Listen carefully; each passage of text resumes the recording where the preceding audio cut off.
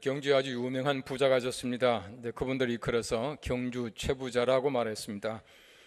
이분들은 400년 동안 약 12대가 그 부와 명성을 누리고 있던 그런 집안이었습니다. 여러분들이 아시는 말 가운데에 부자가 망해도 3대는 먹고 산다라고 하는 말이 바로 이 최부자 집에서부터 유래가 되었다라고 하는 말도 제가 들었습니다. 이 최부자 집은 전통적으로 6가지 가훈을 가지고 있었다고 전해지고 있습니다. 이 6가지라고 하는 것은 과거 시험을 보되 진사 이상의 소위 말하는 자리를 누리지 말라, 그렇게 말을 했습니다. 두 번째는 재산은 1만석 이상은 절대로 가지면 안 된다, 그랬답니다. 이 세 번째는 과객을 항상 후하게 대접하라, 그렇게 말을 했습니다. 네 번째는 흉년 때는 절대로 땅을 사지 말라, 그렇게 말했다고 합니다. 다섯 번째는 며느리가 시집 오게 되면 3년 동안은 무명 옷을 입어라, 그렇게 말했다고 합니다. 여섯 번째는 사방백리 안에 굶어 죽어가는 사람이 없도록 만들어라, 그렇게 말했다고 합니다. 정말 부자 될 만한 자격이 있지 않습니까? 이런 가훈과 철학을 가지고 있던 사람들이 400년 동안이나 부를 누렸다라고 하는 말을 들었습니다. 어떤 면에서 볼 때 우리가 옷을 어떻게 입느냐라고 하는 것은 굉장히 중요한 인격이며 또 그것이야말로 굉장히 중요한 그리스도인들의 삶의 모습이라고 생각합니다. 우리 옷을 잘 입어야 합니다. 우리 옷을 잘 입는 사람들은 하나님께서 우리들에게 입혀주시는 옷을 잘 입는 사람들이 진정한 옷을 잘 입는 사람들이라고 봅니다. 우리 하나님께서는 우리 사람들에게 옷을 입혀주시는 분입니다. 우리 사람들이 죄를 지었을 때에 아담과 하와가 무화과 나무 잎을 엮어서 치마를 입었었는데 하나님께서는 그 무화과 잎 대신에 가죽 옷을 입히셨다라고 말하고 있습니다. 성경 말씀 말합니다. 여호와 하나님이 아담과 그의 아내를 위하여 가죽 옷을 지어 입히시니라 라고 말하고 있습니다. 여러분, 성경 말씀 보시면 하나님께서 제사장들의 옷을 얼마나 까다롭게 말씀하시는지 모릅니다. 특별히 하나님께서는 모세에게 말씀하시기를 이 제사장들의 옷을 지어서 잘 입혀라, 그렇게 말씀하고 계십니다. 성경 말씀 말합니다. 내 형 아론과 그의 아들들을 위하여 거룩한 옷을 지어 아론이 내게 제사장 직분을 행하게 하라 라고 말씀하고 계셔요. 우리 예수님께서는 산상본을 말씀하시면서 들의 백합화를 보라 라고 말씀하시며 오늘 있다가 내일 아궁이에 던져지는 들풀도 하나님이 이렇게 입히시거든, 그렇게 말하고 있습니다. 우리가 먼 훗날에 하나님의 나라에 다 갈 건데 하나님 나라에 가게 되면 우리가 세마포 옷을 입게 될 것이다 라고 말하고 있습니다. 성경 말씀 말합니다. 그에게 빛나고 깨끗한 세마포 옷을 입도록 허락하셨으니 라고 말하고 있습니다.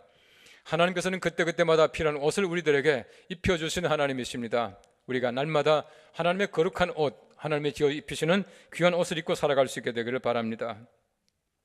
옷을 잘 입는 사람들은 말하기를 베스트 드레서, 그렇게 말합니다. 이 베스트 드레서 하는 말은 비싼 옷을 입는다는 뜻이 아닙니다. 옷을 적절하게 정말 자기 몸에 잘 맞도록 입는다는 것입니다. 적어도 우리 옷을 잘 입는다라고 하는 것은 분위기에 맞아야 합니다. 자기 성품에 맞아야 합니다. 자기가 그 몸에 잘 맞도록 색깔과 모든 것을 잘 소화시켜 나가야 합니다. 하나님께서 우리들에게 주시는 옷이라고 하는 것은 우리가 입기에 가장 적절한 옷입니다. 하나님께서 우리에게 입혀주시는 그 옷이라고 하는 것은 우리의 가치를 얘기하는 것이고 또 하나님께서 우리에게 주시는 은총의 선물인 것을 성경 말씀은 가르치고 있는 것입니다. 옷이라고 하는 것은 굉장히 중요한 정체성입니다. 또 중요한 도구입니다. 무슨 옷을 입느냐라고 하는 것은 또한 우리가 세상에 살아가면서 필요한 사회성이며 동시에 그리스도인의 우리 본질적인 자세다라고 하는 것을 말해주고 있는 것입니다.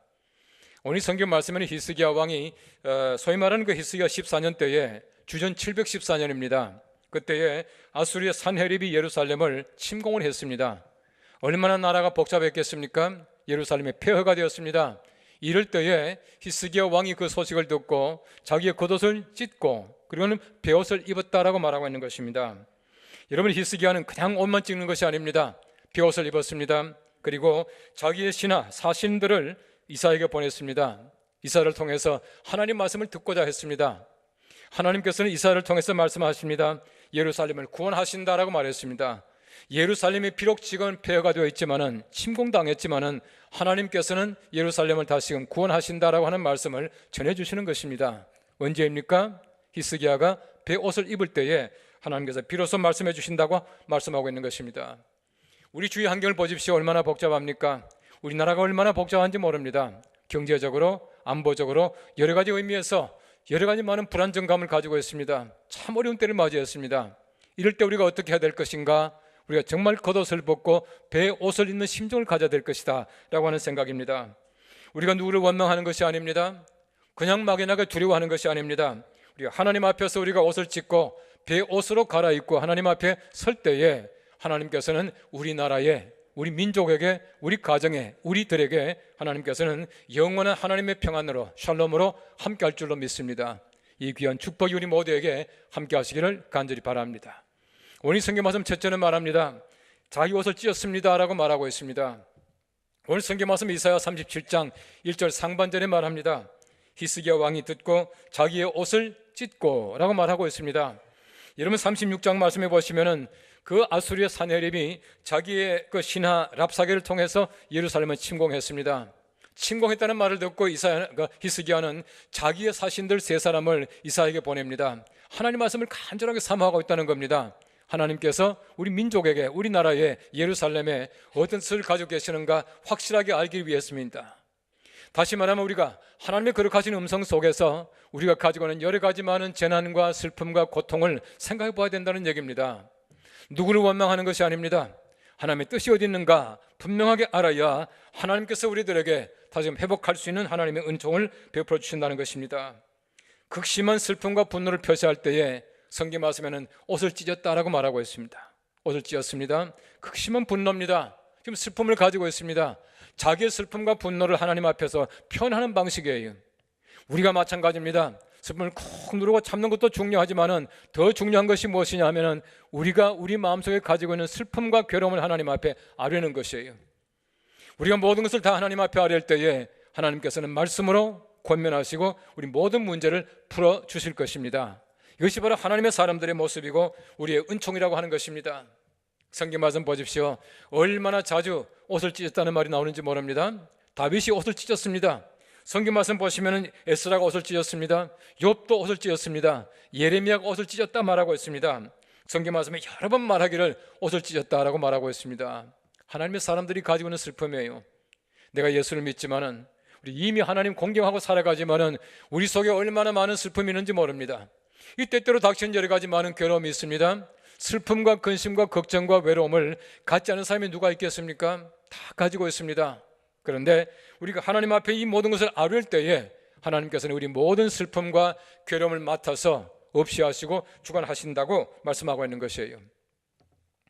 시편 38편 6절 말씀에는 말합니다.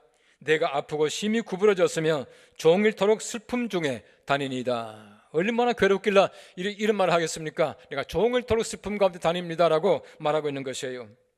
여러분 성경 말씀 보십시오. 우리가 슬픔이라고 하는 것이 얼마나 큰지 모릅니다. 잠언서 14장 13절 말씀 말합니다. 웃을 때에도 마음의 슬픔이 있고 즐거움의 끝에도 근심이 있느니라 라고 말하고 있어요.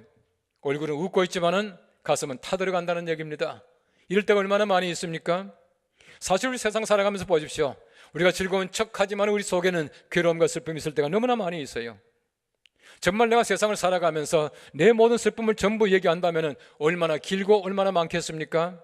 그런데 사람들이 전부 가지고 있는 슬픔이지만은 하나님께서는 우리의 슬픔을 담당하시겠다라고 말씀하고 계시는 것이에요. 고대 애굽에 어떤 홀어머니가 외아들을 가지고 있었는데 그 외아들이 갑자기 세상을 떠났습니다.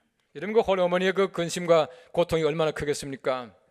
그래서 이 사막에 있는 수도 성자를 찾아갔답니다. 이 성자를 찾아가서 말합니다. 내 아들을 살릴 수 있는 방법이 없겠습니까? 하나님께서는 분명히 하실 텐데 기적적으로 내 아들을 살릴 수 있는 그런 기적적인 묵주를 내게 주십시오. 내가 간절하게 기도하겠습니다. 그렇게 말을 했습니다. 그때 그 수도 성자가 말하기를 이 땅에서 한 번도 슬픔을 당하지 않은 사람을 찾아가서 그 집에서 밀 한 줌을 가져다가 집안에 뿌려놓으십시오. 그런 것 같으면 그 아들이 살아나게 될 겁니다 라고 얘기를 했습니다. 그 어머니가 사사치 뒤집니다. 방방곡곡 다 가봤습니다. 이 집에 가서 물어보니까 슬픔이 있습니다. 저 집도 슬픔이 있습니다. 슬픔 없는 집이 없어요. 어떤 궁궐 같은 집을 만났습니다. 얼마나 집이 어리어리하고 큰지 몰라요. 이 집만은 슬픔이 없겠지 들어갔습니다. 이 집에만은 슬픔이 없지요. 내가 슬픔 없는 집을 찾아가고 있습니다 라고 말했지만은 그 집도 마찬가지로 이런 슬픔이 있습니다. 저런 슬픔도 있었습니다 라고 얘기를 합니다. 아무리 찾아도 없습니다. 한 집에 들어갔습니다. 굉장히 슬퍼하고 있습니다. 알고 보니까 그 집의 아들이 세상을 떠났다고 하는 것이에요. 내 아들이 세상을 떠났으니까 얼마나 괴롭습니까? 얼마나 슬픔을 압니까? 자기가 알고 있는 그 슬픔을 가지고 그 어머니 위로하기 시작을 합니다. 참 위로하다 보니까 자기 마음속에 가지고 있던 그 슬픔이 사라졌다라고 하는 것이에요. 그냥 막연하게 슬퍼하는 것이 아닙니다. 내가 다른 사람을 도울 때에 내 슬픔을 면할 수가 있고 사라질 수가 있다라고 하는 것을 얘기해 주고 있는 것입니다. 바로 이것이야말로 슬픔을 이길 수 있는 방법이에요. 여러분 잘 아시는 슬픔이 안녕이라고 하는 소설이 있습니다. 이 프랑스와 사강이라고 하는 사람이 쓴 소설인데 이분이 그 19살 때 쓴 소설이에요. 정말 천재적인 소설가였습니다. 근데 영화로도 만들어져서 많은 사람들이 본 것을 우리가 잘 알고 있습니다. 근데 보십시오. 이 프랑스 사강이 정말 슬픔 없이 살았습니까? 슬픔이 안녕했지만은 이분은 슬픔이 안녕하지 못하고 살았습니다. 2번이나 이혼하고 많은 고통 속에 살았습니다. 마약이 중독이 돼가지고 마지막에 얼마나 고통스럽게 살다가 세상 떠났는지 모릅니다. 이런 보십시오. 슬픔이 안녕이라고 말했지만은 모든 사람들에게 정말 찬사를 받는 소설가였지만은 자기가 가지고 있던 슬픔은 안녕하지 못하고 살아간다는 것입니다. 모든 사람이 다 마찬가지예요. 내가 아무리 사람의 힘을 가지고 내 슬픔을 이기려고 하더라도 이기지 못합니다. 모든 사람이 다 슬픔을 가지고 있다고 하는 것입니다. 우리가 슬픔을 하나님 앞에 맡기고 내가 얘기해야 된다는 것입니다. 여러분 성경 말씀 보십시오. 여호와여 슬프도소이다. 얼마나 하나님의 사람들이 하나님 앞에 애원합니까? 얼마나 하나님 앞에 얘기하고 있습니까? 하나님 슬픕니다. 자기 마음속에 가지고 있던 슬픔을 하나님 앞에 얘기할 수 있다는 것이 얼마나 좋은지 몰라요. 우리 마음속에 가지고 있던 모든 슬픔 전부 다를 하나님 앞에 다 고할 수 있기를 바랍니다. 그때 하나님께서는 우리의 슬픔을 면케하시고 슬픔을 담당해 주신다고 성경 말씀을 가르치고 있는 것이에요. 우리 모든 슬픔과 고통을 하나님께 아뢰어야 합니다. 성경 말씀 이사야서 14장 3절 말씀 말합니다. 여호와께서 너를 슬픔과 곤고와 및 내가 수고하는 고역에서 놓으시고 안식을 주시는 날에라고 말하고 있습니다. 언젠가 하나님께서는 우리들에게 안식을 주시는데 우리 모든 슬픔을 면하게 하시고 하나님께서 안식을 주시겠다라고 약속하신 우리 하나님이십니다. 우리가 잠잘 때는 잠옷을 입고 자는 것이 정상이지 않습니까? 또 잠옷을 입고 자면 잠이 잘 오게 되어 있습니다.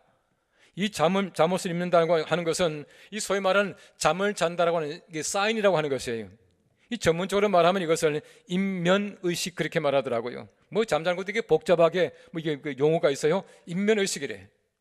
잠옷을 갈아입는 것을 인면의식이라 그렇게 말하는 됩니다. 잠옷을 갈아입는 그 순간이 필요해요. 왜냐하면 내가 잠잡니다 하는 신호를 보낸다는 것이에요. 내가 잠잘 때는 정말 잠옷을 입고 자는 것이 좋지 않습니까? 옷을 갈아입는 것이 얼마나 필요합니까? 항상 어디 가나 잠옷만 입고 살아가는 사람이 있습니까? 그런 사람 딱 한 사람이 있더라고요. 소영이라고 있어요. 예? 항상 잠옷 입고 다녀요. 우리가 실제로 필요한 것이 무엇입니까? 정말 내가 내 옷을 벗고 내가 옷을 갈아입을 줄 아는 그런 마음의 자세가 필요하다라고 하는 것입니다. 여러분 사실 우리가 알고 보면은 이 슬픔과 괴로움은 다 주님께 맡겨버리는 것입니다. 우리가 하나님 앞에서 모든 슬픔을 맡길 때에 하나님께서는 슬픔의 해결자가 되실 줄로 믿습니다. 우리 슬픔을 그냥 담아두지 마시고 하나님 앞에 슬프도소이다 말씀하시기 바랍니다. 그때 하나님께서는 우리를 불쌍히 여기시고 슬픔을 면케하시고 하나님의 은총으로 채울 줄로 믿습니다. 오늘 성경 말씀 두 번째는 말합니다. 굵은 벼옷을 입습니다라고 말하고 있습니다. 오늘 이사야서 37장 1절 하반절에서 2절 상반절까지 말합니다. 굵은 벼옷을 입고 여호와의 전으로 갔고 왕궁 맡은 자 엘리야김과 서기관 셈나와 제사장 중 어른들도 굵은 벼옷을 입으니라 라고 말하고 있습니다. 이런 왕이 벼옷을 입었습니다. 신하들이 다 벼옷을 입었다고 말하고 있습니다. 왕 한 사람뿐만 아니라 히스기야뿐만 아니라 모든 사람들이 전부 벼옷을 입었습니다. 이 벼옷을 입는다는 말이 무슨 말이겠습니까? 참회했다는 얘기입니다. 회개했다는 얘기입니다. 돌아섰다는 얘기입니다. 바꿔 말하면 온 백성들이 전부 하나님 앞에 나와서 자기들의 죄를 회개할 때에 하나님께서는 기뻐하시는 것이에요. 그냥 막연하게 슬퍼하는 것이 아닙니다. 외적이 침범했다고 해서 내가 원통하게 생각하고 그 사람들에게 반항하는 것이 아닙니다. 하나님께서 내게 주신 말씀이 무엇인가를 생각하면서 우리 모두가 무릎 꿇고 벼옷 입는 그 자세가 필요하다라고 하는 것을 보여주고 있는 것입니다. 이 말씀이야말로 우리 모든 신앙하는 사람들, 우리 신앙을 가진 사람들이 하나님 앞에서 어떤 태도를 취할 것인가 하는 것을 분명하게 보여주고 있는 하나님의 말씀인 것입니다. 굵은 벼옷이라고 하는 것은 산벼옷을 얘기합니다. 사크라고 하는 말인데 바로 이것은 재난 때 입는 옷입니다. 참회 때 입는 옷이라 그렇게 말하고 있습니다. 이런 성경 말씀에 보시면 벼옷을 입었다는 말이 제법 많이 나옵니다. 왜 벼옷을 입습니까? 회개할 때요. 왜 벼옷을 입고 죄를 썼다 그렇게 말합니까? 회개하는 사람들의 모습이에요. 왕과 더불어 모든 사람들이 바로 이 회개할 때에 하나님께서는 바로 그들에게 하나님의 샬롬을, 예루살렘의 평강을 주시겠다라고 말씀하고 계시는 것이에요. 예수님께서는 바로 마태복음 11장 말씀에는 책망하시는 말씀이 있습니다. 화 있을진저 고라시나, 화 있을진저 벳세다야, 너에게 행한 모든 권능을 두로와 시돈에서 행하였더라면 그들이 벌써 벼옷을 입고 죄에 앉아 회개하였으리라 말씀하고 있습니다. 여러분, 성경 말씀해 보시면 벳세다라고 하는 곳은 회개하지 못해서 책망받은 곳이에요. 얼마나 예수님께서 회개하지 않는 곳에 책망하십니까? 회개하지 않음으로 말미암아 책망받았던 벳세다를 예수님께서 이렇게 말씀하시는 것이에요. 만일에 두로와 시돈 같았으면 벌써 벼옷을 입고 죄에 앉았었겠다, 그렇게 말하고 있는 것입니다. 하나님께서 원하시는 것은 바로 그겁니다. 죄를 짓습니다, 잘못합니다. 그러나 회개할 줄 알아야 해요. 마틴 루터가 말합니다. 죄를 짓는 것은 인간적이지만 죄에 머무는 것은 악마적이다 말을 했습니다. 사람 누구나 다 잘못이 있습니다. 죄를 지을 수가 있습니다. 그러나 우리 벼옷 입을 줄 아는 그런 심령을 가져야 된다는 얘기예요. 여러분, 사람들이 적절한 건강을 지키기 위해서는 하루에 8시간은 자야 된다, 그렇게 말하더라고요. 아마 여러분 가운데 8시간 주무신 분 계세요? 거의 없을 겁니다. 요즘 우리 사람들의 삶이 그렇게 자지 못해요. 밤에도 불을 밝혀놓고 하는 일들이 얼마나 많은지 몰라요. 또 아마 여러분도 저녁에도 또 뭐 텔레비전 보고 또 드라마 보느라고 늦게 자신 분들 얼마나 많습니까? 8시간 잘 못 자요. 8시간 잠을 자야 되는데 8시간이 왜요? 또 잠자는 시간이 필요하답니다. 잠자는 시간이 아니지만은 잠자기 위한 시간이 필요하답니다. 옷을 갈아입고 일어나서 또 옷을 또 벗고 또 뭐 이게 우리가 세수를 하고 화장하고 하는 시간이 거의 하루에 1시간 이상 걸린다고 그래요.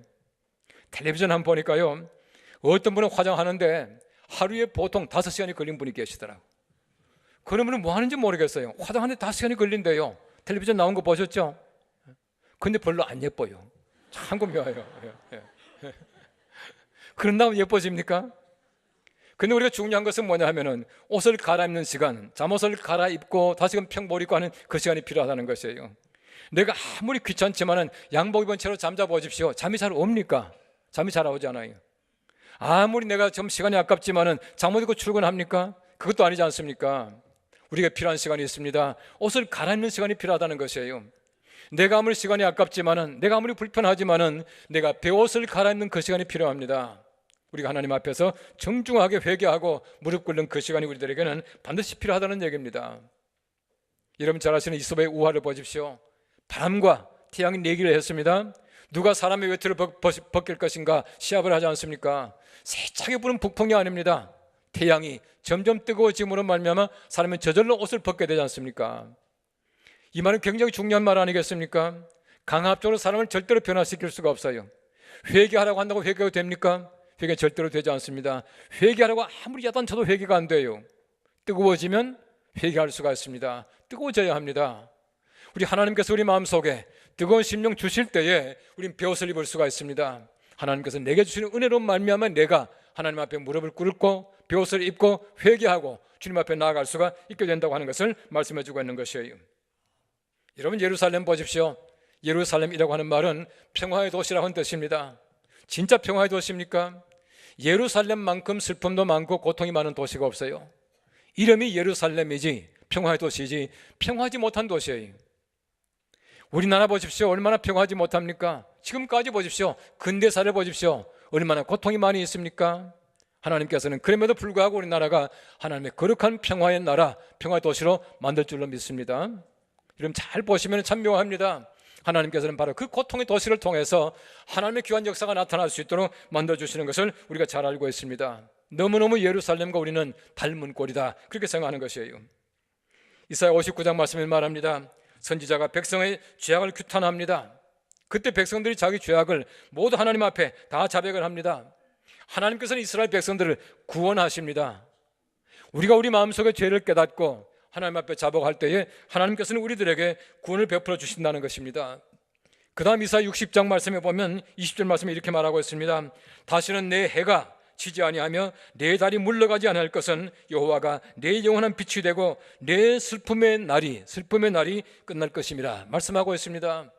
회개하고 주님 앞에 돌아올 때에 하나님께서는 슬픔의 날이 끝나게 되고 하나님께서는 샬롬의 날로, 평화의 날로 변해주시겠다라고 말씀하고 있는 것이에요. 우리 옛날 육아의 전통에서는 부모상을 만나게 되면은 3년상을 치르지 않습니까? 아주 옛날에 보니까 말이죠, 그 부모의 그 묘소 옆에다가 운막을 치고 3년 동안 상복 입고 지나는 그런 아들들도 있더라고요. 요즘은 그렇게 살지 못하죠. 어쨌든 그렇습니다. 3년이 지나게 되면 탈상이라 그럽니다. 탈상한다면 다시 평볼 갈아입어요. 여러분 보십시오. 우리가 슬픔의 날이 있습니다. 슬픔의 옷이 있습니다. 하나님께서는 슬픔의 옷을 입는 사람들에게 벗겨주셔요. 기쁨의 옷을 입혀주십니다. 기쁘게 살아갈 수 있도록 만들어주세요. 여러분, 저들과 베옷을 입을 줄 모르는 사람들은 기쁨의 옷도 입을 줄 모릅니다. 입을 수가 없어요. 하나님께서는 항상 그렇습니다. 베옷 입는 사람들에게 하나님께서는 기쁨의 옷을 입혀주시겠다라고 말씀하고 계시는 것입니다. 슬픔이 변하여 기쁨 되게 하시는 것은 하나님의 은총입니다. 베옷 입는 사람에게 주시는 하나님의 은총이라고 하는 것이에요. 이 프레드릭 뷰커너라고 하는 사람이 쓴 아름다운 열정, 하나님을 향한 여정이라는 책이 있습니다. 참 재밌는 말이 나와요. 인생은 결국 우리 모두가 참여하는 거룩한 희곡이라 그렇게 말했습니다. 디바인 카메리, 거룩한 희곡인데 거룩한 장송곡이 아니라고 하는 것이에요. 우리가 하나님 앞에 설 때는 항상 우리 모든 사람들이 광대 같은 알록달록한 옷을 입고 꽃갈 모자를 쓰고 하나님 앞에 나타난대요. 왜 그렇습니까? 하나님께서는 우리들에게 그 옷으로 갈아입혀 주신다는 얘기예요. 왜요? 예수님께서 이 땅에 오셔서 우리 모든 사람의 죄를 위해서 홍포를 입으시고 십자가의 죽으심으로 말미암아 우리 예수님께서 우리를 알록달록한 광대옷을 입혀주셨다 그렇게 말하고 있습니다. 우리 베옷 입는 사람들에게는 하나님께서 항상 광대와 같은 알록달록한 옷, 예쁜 옷, 즐거운 옷, 기쁨의 옷을 갈아입히신다 그렇게 말씀하고 있는 것입니다. 우리가 세상에 살아가면서 바로 그렇습니다. 항상 우리가 하나님의 거룩하신 은혜 가운데서 아름다운 옷을 입기를 바랍니다. 먼저 베옷 입고 하나님 앞에 회개함으로 말미암아 하나님께서 내게 입혀주시는 정말 아름다운 옷, 정말 옷 잘 입는 귀한 사람들이 될 수 있기를 간절히 바랍니다. 우리 시편 30편 11절 말씀에는 말합니다. 주께서 나의 슬픔이 변하여 내게 춤이 되게 하시며 나의 베옷을 벗기고 기쁨으로 띠띠우셨나이다 라고 말하고 있습니다. 하나님께서 내가 베옷을 입을 때에 하나님이 벗겨주시고 그 기쁨의 띠를 입혀주신다 말씀하고 있습니다. 우리가 하나님 앞에 베옷을 입고 나아갈 때에 주님께서는 기뻐하세요. 벗겨주시고 아름다운 옷을 입혀주십니다. 우리 모두가 하나님 앞에서 베옷을 입고 참여함으로 말미암아 하나님께서 내게 입혀주시는 아름다운 옷을 입고 정말 우리가 베스트 드레스로 아름다운 좋은 옷 입은 사람으로 주님 앞에 살아가는 귀한 주의 백성들 되시기를 간절히 바랍니다. 기도하겠습니다.